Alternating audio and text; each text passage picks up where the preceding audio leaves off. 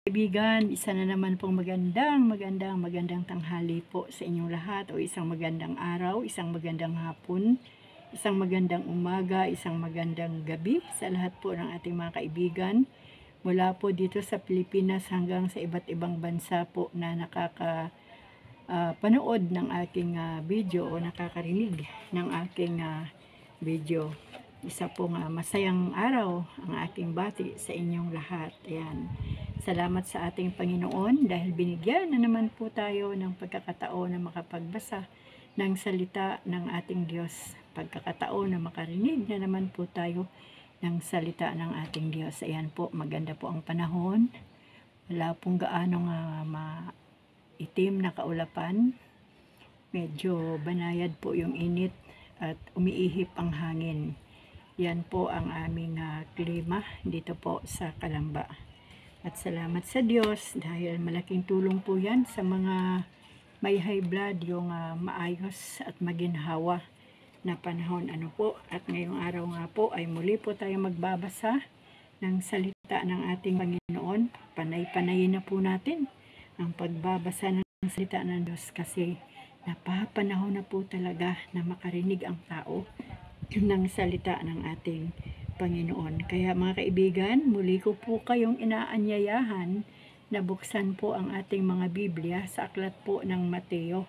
Mateo 24 verse 6 hanggang 7. Sabi po dito sa verse 6, makaririnig kayo ng alingaw-ngaw ng labanan at ng mga balita tungkol sa digmaan. Huwag kayong mababagabag, dapat mangyari ang mga ito, ngunit hindi pa ito ang wakas sapagkat makikibaka ang bansa laban sa bansa at ang kaharian sa kapwa kaharian, magkakagutom at lilindol sa iba't ibang dako.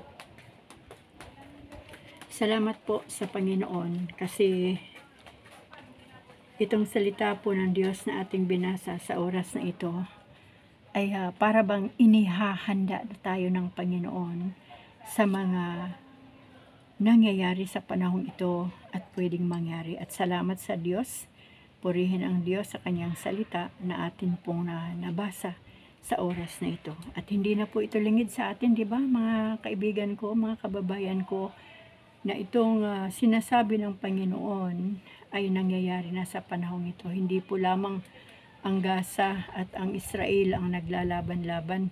Andyan po yung mga iringan na ng bawat bansa, gaya po ng Taiwan at saka China. Ganon din po ang mga civil war sa iba't ibang bansa na talagang bawat bansa ay nag-iiringan. At ganon din naman po ang ating bansang Pilipinas na talagang gustong-gustong ibuli o digmain na ng China at may kanila po yan na may kanya-kanyang dahilan kung bakit po nagdidigmaan ang mga bansa laban sa bansa at ang kaharian laban sa kaharian. At ang alingaw-ngaw po o tunog ng digmaan ngayon ay atin pong nalalaman. Hindi man po natin naririnig yung literal na putukan ng may gera, ngunit yung balita, yung umaalingaw-ngaw ng balita ng digmaan ay atin po yung napapanood at naririnig araw-araw. At sabi po ng Panginoon dito ay talagang kailangang mangyari ang mga bagay na yan. Sabi po ng Panginoon. Kaya hindi na po natin kailangang pagtakahan dahil talagang yan po ay nakadesign na sa plano ng ating Diyos bago po siya muling dumating. Sabi pa po dito ay magkakagutom at lilindol sa iba't ibang dako. Ayan po. Hindi po bago sa atin yung balita ng lindol dahil madalas na pong lumilindol sa ating bansa at hindi naman sa iba't ibang bansa ay matitindi po ang lindol. Noong nakaraang Sabado, Linggo hanggang sa mga sandaling ito ay patuloy pa rin po na nakakaranas ng lindol ang ating mga kababayan sa Mindanao at kahit man nga po kahapon dito po sa amin o dito po sa Luzon, sa area ng Mindoro, area ng Metro Manila, Cavite, Laguna. Dito po sa aming lugar ay talaga pong naramdaman po namin yung lindol na yun, bagamat mabilis lang, pero nakaramdam po kami ng takot dahil kakaiba po yung design ng lindol ngayon. Kaya mga kaibigan, ang mga pangyayaring ito ay sinasabi ng Panginoon na wag daw po tayong mabagabag. Ibig sabihin, wag po nating ituon ang ating puso't isipan sa mga nangyayari ngayon. At meron pa po ditong binabanggit ang Diyos na tagutom. Ayan po. At medyo nagsisimula na nga po ang mga tagutom sa panahong ito. Dahil tumataas po ang mga bilihin, nawawala ng trabaho ang mga tao, kaya lumalaganap na po ang kahirapan ng buhay. Ngunit hindi pa rin po yan yung matatawag nating kahirapan, dahil yung word na taggutom ay talagang medyo mabigat na po yun karanasan o mararanasan ng mga tao pero mula po sa digmaan, mula po sa mga lindol hanggang sa tagutom, nawa ay patuloy nating maranasan ang kalakasan ng ating Diyos sa ating mga buhay, ang kalakasang espiritual na ito po ay patuloy po nating mapagtagumpayan na hindi po tayo makakaramdam ng pangamba, ng takot, ng pag-aalala kung paano na, dahil kung tayo po ay may pananalig kay Kristo, may pananampalataya kay Kristo, kung meron tayong pagtitiwala sa ating Panginoon na siya lamang ang pag-asa ng buhay natin at siya lamang ang siyang hahawak at tatangan ng ating mga buhay, ay hindi po natin mararanasan yung pangamba, yung takot at pag-aalala, dahil meron tayong Diyos na kasama natin at siya na po ang bahala sa atin. Sa panahon pong ito, sa mga sitwasyon na binanggit po dito sa Biblia, ang kailangan po makita ng Panginoon sa buhay ng kanyang mga anak ay yung tunay na pananampalataya sa Diyos. Yung mamatay man tayo sa mabuhay, basta tayo ay nasa Panginoon, ay isa pong kapakinabangan ng buhay Kristiyano. Ang kamatayan, kung yun na talaga ang niloob ng Diyos, hanggang sa tayo po ay mawala ng hininga ay naroon pa rin ang ating pananalig sa Panginoon, ay wala po talagang kaproblema.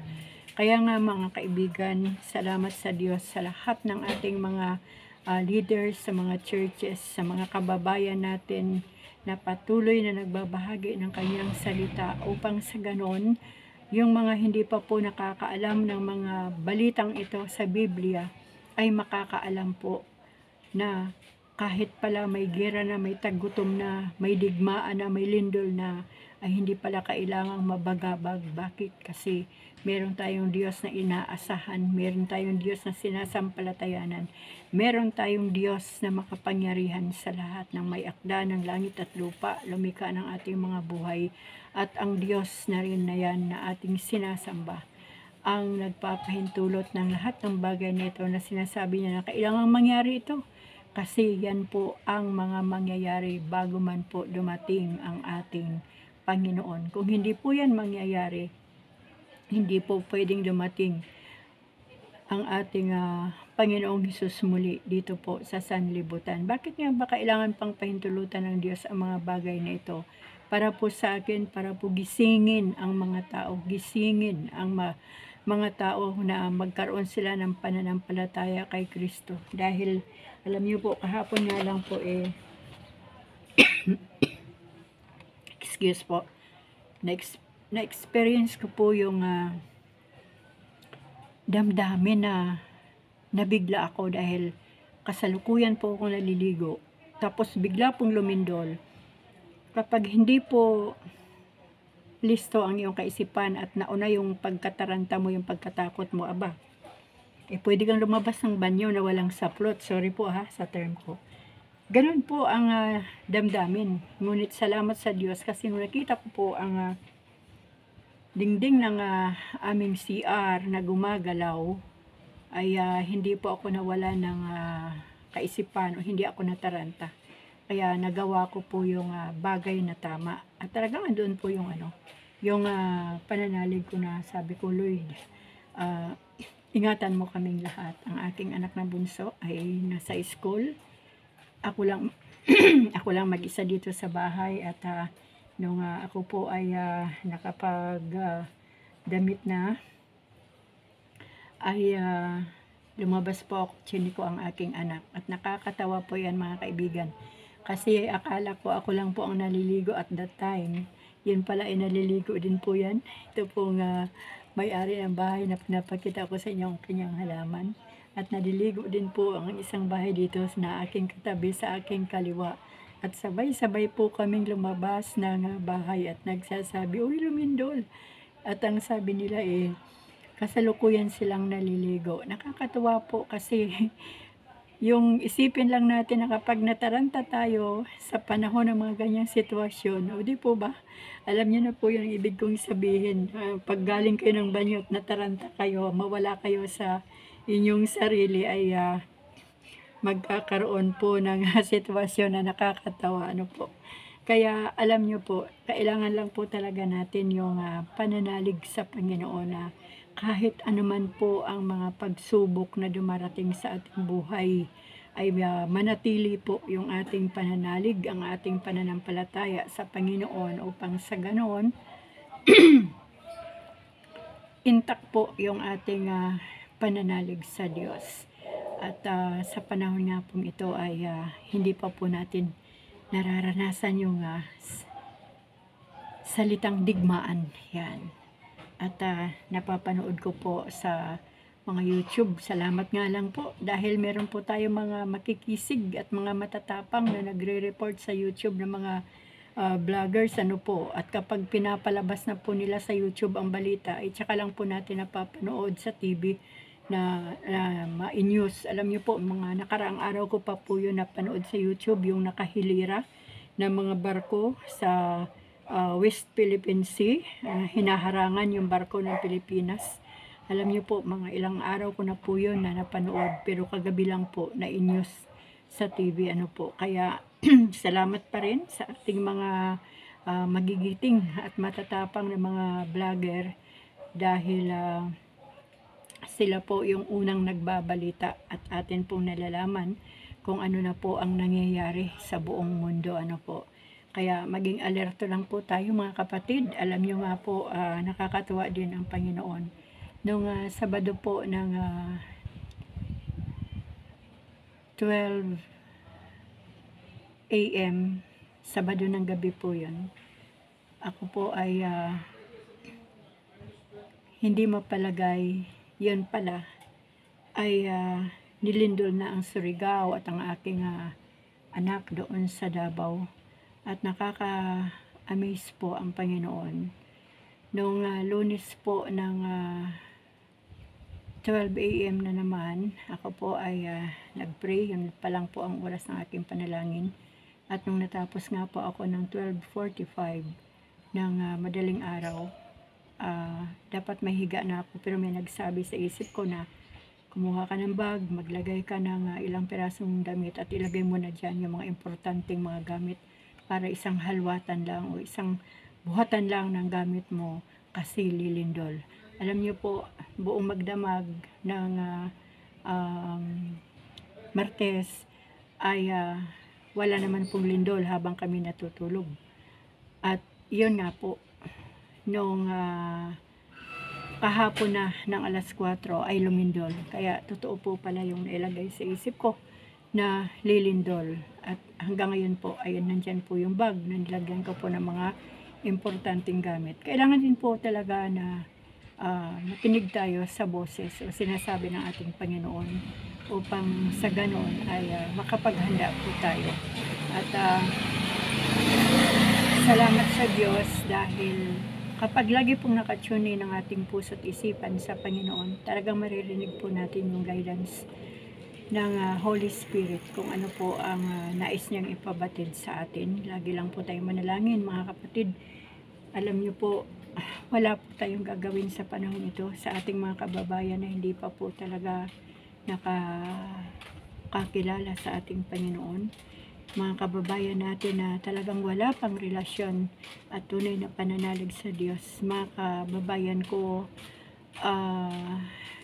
isa po ako na narito po sa social media na nagsasabi na habang may oras pa, habang may panahon pa, mga kapatid, habang may hininga pa, isuko na po natin ang ating buhay sa Panginoon. Magsisi po tayo ng ating mga kasalanan. Tanggapin po natin ng buong buo ang ating Panginoong Hesus bilang ating Panginoon, Diyos at ating tagapagligtas. At manalig po tayo, patuloy tayong manalig na sa Panginoon at talikuran na natin yung ating mga lumang buhay, yung ating mga iniingat-ingatan na kasalanan na nagbibigay ng kaaliwan sa ating mga kaluluwa, ay isuko na po natin yan sa Panginoon.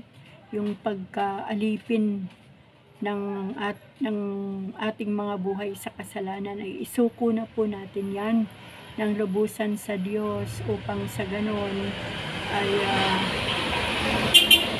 makaalis na po tayo sa pagkaalipin ng kasalanan at makapamuhay po tayo ng tama na may tunay na relasyon sa Diyos, tunay na pananalig sa ating Diyos. At kung anuman ang mangyari, anuman ang mga bagay na pahintulutan ng Panginoon sa mundong ito o sa ating bansa o sa ating mga buhay, ay tayo po ay nakahanda, nakaready. Alam niyo po,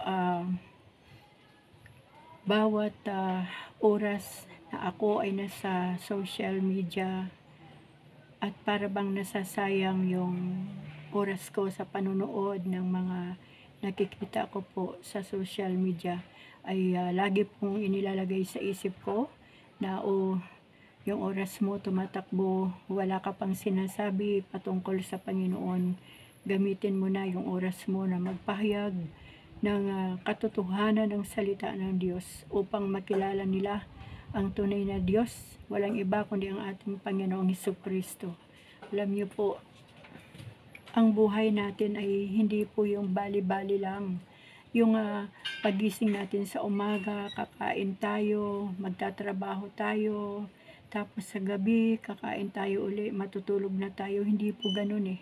Ako po, para sa akin, ang buhay po ay talagang mahalaga po. Yung bawat segundo, bawat minuto, bawat oras, bawat araw ng dumarating sa aking buhay, kasi itong buhay na ito ay nais kong patuloy na ihayag ang katotohanan na ang Panginoong Hesus ang nag-iisang daan, ang tunay na daan patungo sa kaligtasan ng isang tao na nagmula sa pagkaalipin ng kasalanan. Kaya mga kaibigan, nawa ay buksan ng Panginoon ang inyong mga puso't isipan na magbasa kayo ng Biblia, yung full gospel. Dahil ang Biblia ang magpapatunay na ang ating Panginoong Hesus lamang ang tunay na Diyos, ang Panginoon at ating tagapagligtas. Alam niyo po, kapag ang ating pananalig sa Panginoon ay intact, kahit man po dumating na yung panahon ng digmaan, ng tinatawag na Third World War, na lagi pong bukang bibig ng mga tao ngayon, ay hindi po tayo makakaramdam ng labis na takot, marahil kasi alam na po natin na talagang mangyayari ang bagay na yan. At kung tayo po ay may pananalig sa Diyos na totoo, na pananalig at tamang relasyon sa ating Panginoon, kahit man siguro makaramdam tayo ng konting takot, pero yung ating espiritu ay nakahanda na kung ano man po ang mangyayari at kung ano man ang pahintulutan ng Panginoon. Ano po? Kaya huwag po nating gawing libangan ang mundong ito. Yung libang na libang tayo sa nangyayari sa mundong ito. Tandaan po natin, si Satanas po ay pumarito sa mundong ito para magwasak, pumatay, manira. Yan. Wawasakin po ng dyablo ang ating pananalig at pananampalataya sa Diyos sa pamagitan ng pagiging abala natin sa maraming bagay. Alam niyo po, sinisira ng dyablo ang mga relasyon ng pamilya, relasyon natin sa Panginoon, sa pamagitan ng mga bagay na narito sa mundo. Alam niyo po yan, Satanas, sinungaling po talaga yan eh. Yan po ang hari ng kasinungalingan. Kaya maging alerto po tayo. Lagi po tayong dumipende sa katotohanan sa salita ng Diyos. Kapag ang Diyos po ang nagsasalita, nagsasabi at nagbibigay ng kanyang mensahe sa atin sa pamamagitan ng Biblia, na nandito ang kanyang salita, maniwala po tayo. Makinig po tayo at sumunod tayo. Kung anong sinasabi ng Panginoon, sundin natin. Makita ito sa buhay natin dahil wala pong ibang hahanapin ang Diyos sa buhay natin kapag tayo ay nakaharap na sa Kanya, kundi yung ebidensya, yung katibayan ng ating pagiging Diyos, ay pagiging anak ng Diyos. Kaya mga kaibigan, nawa po ay maliwanagan ang bawat isa na ang buhay ay mahalaga, na meron palang pangalawang buhay. Dapat po malaman natin yan, na meron po tayong pangalawang buhay, at yun po ay doon sa kaharian ng ating Panginoon. Ito pong lupa ay daanan lang po ito ng mga anak ng Diyos. Daanan lang po natin itong lupa. Sa panahong ito ay kasali po tayo sa takbuhin at nangangarap po tayo makarating sa finish line, bit-bit ang ating tunay na pananalig kay Kristo. Kaya yan po ang ating pangarapin, ang makarating sa finish line, dahil ang Diyos ang nagsasabi, ang magtitiis hanggang wakas, ang siyang maliligtas. Kaya doon sa panahon ng digmaan, kung yun ay aabutin pa natin, kung hindi pa tayo kukuhanin ni Lord, dahil bago pa man dumating ang Panginoon ay mangyayari po muna yung mga digmaan na yan, yung mga trahedya na yan, yung mga lindol na yan, yung mga matitindi po na mga kalamidad sa buong mundo. Mangyayari pa po yung sinasabi na tribulation, yung great tribulation, yung walang kapantay na kahirapan. Alam niyo po, mangyayari pa po muna yon bago dumating ang ating Panginoon. Alam niyo po, minsan parang masarap nang sabihin sa Lord na, Lord, baka hindi namin kayanin, kaya ngayon pa lang kuhanin niyo na po kami. Kaya lang siyempre ang Diyos pa rin po ang may kontrol ng lahat, at siya lang ang nakakaalam kung kailan niya kukuhanin ang kanyang mga anak. Kasi kapag kinuha niya na lahat ang kanyang mga anak na wala pang rapture o pinahintulutan na ng Diyos, yung physical na kamatayan sa buhay ng kanyang mga anak, para hindi na maranasan yung digmaan, yung tagutom na yan, at ang mga kalamidad na yan, sino pa po ang maghahayag ng salita ng Diyos sa sanlibutan ito, sa mundong ito, habang wala pa ang pagdating ng Panginoon, di po ba? So, kailangan po talaga na habang nandito pa ang mundo, na andito pa rin ang mga tao na wala pang tamang pagkakilala kay Kristo, kailangan nandito pa rin ang mga anak ng Diyos upang makapagpahayag pa ng salita ng Diyos ng katotohanan, upang marami pang buhay ang makatanggap sa Panginoon at marami pang buhay ang makatanggap ng kaligtasan. Ano po? Kaya mga kaibigan, mga kapatid, kapag ang atin pong pananampalataya sa Diyos ay matibay, kapag may mga dilubyong sitwasyon na dumarating sa buhay ng mga anak ng Diyos, na ang Diyos din naman ang nagpapahintulot,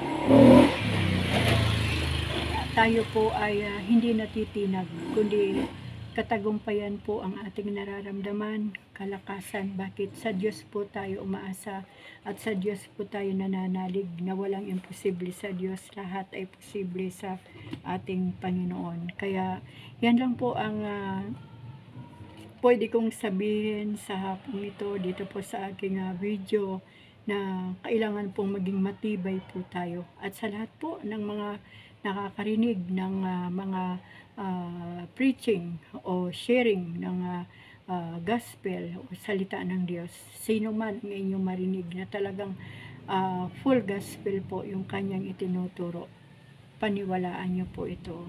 At magsaliksik din po kayo sa Biblia, at hanapin nyo rin po sa Biblia yung mga verse o yung mga chapter na sinasabi ng lahat ng mga nagbabahagi ng salita ng Diyos, upang hindi po tayo maligaw. Maging alerto din po tayo, dahil naglalabasan na po ngayon ang mga bulaang propeta, Magkaiba po ang lahi ng kambing sa tupa. Tandaan niyo po lagi yan. Ang kambing ay medyo nag-aanyong tupa din, ngunit ang tupa ay hindi po yan nag-aanyong kambing. Tupa talaga yan. Kaya tignan niyo pong mabuti, baka ang nagbabahagi na ng salita sa inyo ay kambing at hindi na tupa. Ano po, minsan ay mag-aanyong tupa, pero talagang kapag tayo po ay alerto at may discerning spirit po tayo mula sa ating Diyos, ay makikilala po natin na ang atin palang kausap kahit maamo ay kambing pala. At muli ko pong babanggitin yung akin pong binahagi kahapon na ang isang alipin ay hindi po kasali sa sambahayan ng ating Panginoon. Alipin sa kasalanan, ibig sabihin nagpapatuloy sa kasalanan at hindi na niya binigyan ng puwang sa kanyang buhay ang Panginoon. Kaya pagdating doon sa panahon na tayo ay nasa harapan na ng ating Diyos, ang mga alipin ay walang puwang sa kaharian ng Diyos, kundi yung mga tunay na anak lamang ng Diyos ang may puwang sa kaharian ng Panginoon, at sila lamang ang makakapasok sa kaharian ng ating Panginoon. At yan po ay tignan nyo na lang po sa 1 chapter 8 verse 34 and 35. Yan po, makikita nyo po yun ang kwento po doon ng alipin at ng mga tunay na miyembro ng kaharian o mga tunay na anak ng Diyos. Kaya mga kapatid, hindi ko na po pakahaba-habain pa ang aking video. Tandaan po natin ang Mateo 24 verse 6 at saka verse 8. At bago ko po tatapusin ang aking video ito, ay babasahin ko po muli. Sabi po dito sa verse 6, makaririnig kayo ng alingaungaw ng labanan at ng mga balita tungkol sa digmaan. Huwag kayong mabagabag, huwag kayong mababagabag. Dapat mangyari ang mga ito, ngunit hindi pa ito ang wakas, sapagkat makikibaka ang bansa laban sa kapwa-bansa at ang kaharian sa kapwa-kaharian. Magkakagutom at lilindol sa iba't ibang dako. Yan po. So, pinapaghanda na tayo ng Panginoon. Sinasabi niya na sa atin ang pwedeng mangyari. Kaya kailangan po yung ating mga ilawan, yung ating pananalig, pananampalataya kay Kristo, dapat po ay maliwanag, nakasindi, umiilaw, at nakahanda po tayo anuman ang pahintulutan ng Diyos sa buhay natin at pahintulutan ng Diyos sa mundo, pahintulutan ng Diyos sa ating bansa. Huwag lang po tayong magpabaya, huwag lang po tayong parelax-relax, kundi maging kaagapay din po tayo ng Panginoon. Manalangin po tayo at ibahagi ang kanyang salita, at huwag po tayong huminto sa pagbabahagi ng salita ng Diyos at sa pananalangin. Ano po? Kaya hanggang dito na lang po mga kaibigan, mga kababayan ko, mga kapatid, mga kapamilya, mga kapuso, maraming salamat po sa inyong suporta, sa inyong pakikinig. Maraming salamat po. Pagpasensyahan nyo na po ang inyong Lola Inday, dahil ang ating ginagamit ay cellphone lang. Mula po nung ako ay natuto pong mag-YouTube at mag-Facebook, ay ito lang po ang cellphone. Ito ang ating ginagamit, at talagang kulang po tayo sa kaalaman kung paano po pagandahin pa ang ating video. Ano po, kaya maraming salamat pa rin po sa inyong pagtsatsaga sa pakikinig ng salita ng Diyos, at salamat po sa inyong suporta. Maraming salamat po sa Panginoon sa buhay ninyong lahat, kahit man po yung mga hindi subscribers at andyan lang po, tahimik lang na nakikinig at nanonood sa aking video. Maraming salamat po sa inyong lahat. Saan man po kayo naroon, patuloy po kayong bisitahin ng ating Diyos, at patuloy po tayong pagpalain lahat ng ating Panginoon. Amen.